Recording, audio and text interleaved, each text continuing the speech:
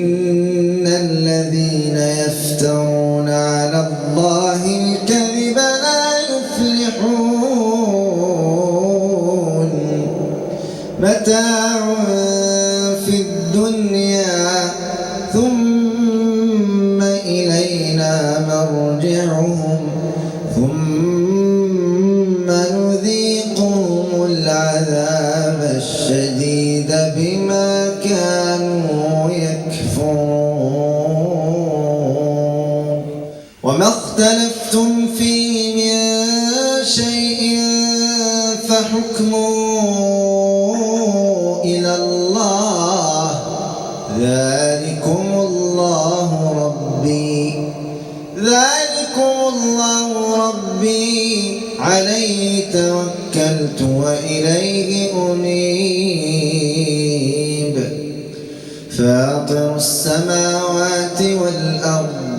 جعل لكم من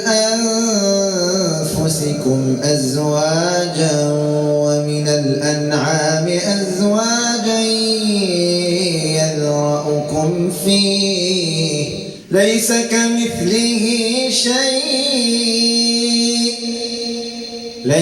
كمثله شيء وهو السميع البصير له مقاليد السماوات والأرض يبسط الرزق لمن يشاء ويقدر إنه بكل شيء عليم شرع لكم من الدين ما وصى به نوحا والذي أوحينا إليك وما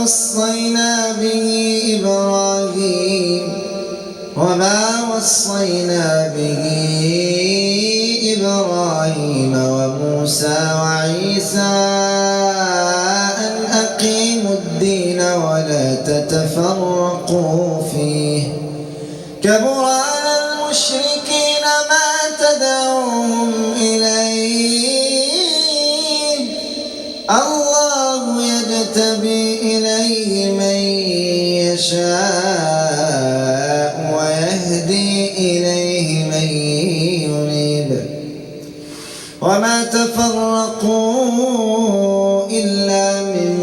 بعد ما جاءهم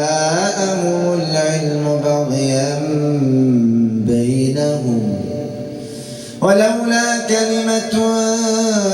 سبقت من ربك إلى أجل